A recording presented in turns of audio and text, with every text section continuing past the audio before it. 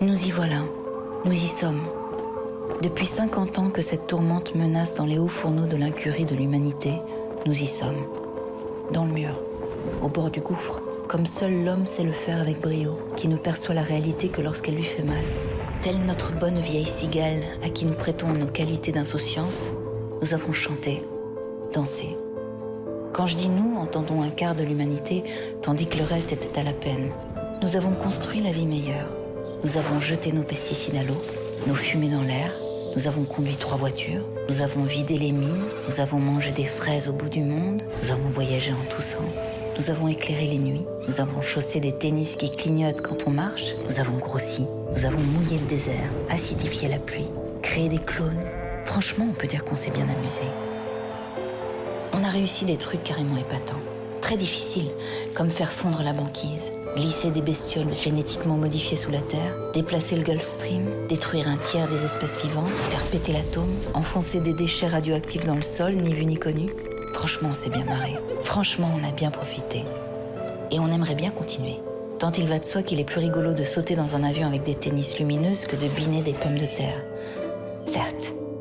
Mais nous y sommes, à la 3e révolution, qui a ceci de très différent des 2 premières, la révolution néolithique et la révolution industrielle pour mémoire, qu'on ne l'a pas choisie.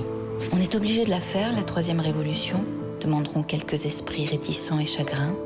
Oui, on n'a pas le choix. Elle a déjà commencé, elle ne nous a pas demandé notre avis. C'est la mère nature qui l'a décidé, après nous avoir aimablement laissé jouer avec elle depuis des décennies. La mère nature, épuisée, souillée, exsangue, nous ferme les robinets.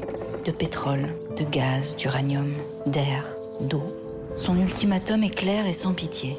Sauvez-moi ou crevez avec moi. À l'exception des fourmis et des araignées qui nous survivront, car très résistantes, et d'ailleurs peu portées sur la danse. Sauvez-moi ou crevez avec moi. Évidemment, dit comme ça, on comprend qu'on n'a pas le choix.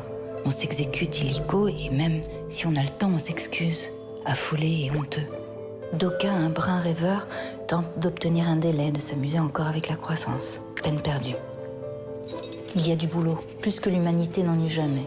Nettoyer le ciel, laver l'eau, décrasser la terre, abandonner sa voiture, figer le nucléaire, ramasser les ours blancs, éteindre en partant, veiller à la paix, contenir l'avidité, trouver des fraises à côté de chez soi, ne pas sortir la nuit pour les cueillir toutes, en laisser aux voisins, relancer la marine à voile, laisser le charbon là où il est.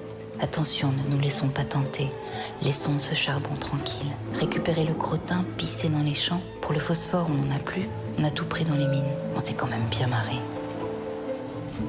S'efforcer, réfléchir même, et sans vouloir offenser avec un terme tombé en désuétude, être solidaire avec le voisin, avec l'Europe, avec le monde. Colossal programme que celui de la 3e révolution. Pas d'échappatoire, allons-y. Encore qu'il faut noter que récupérer du crottin, et tous ceux qui l'ont fait le savent, est une activité foncièrement satisfaisante, qui n'empêche en rien de danser le soir venu. Ce n'est pas incompatible, à condition que la paix soit là, à condition que nous contenions le retour de la barbarie, une autre des grandes spécialités de l'homme, sa plus aboutie peut-être. À ce prix, nous réussirons la 3e révolution. À ce prix, nous danserons, autrement sans doute, mais nous danserons encore.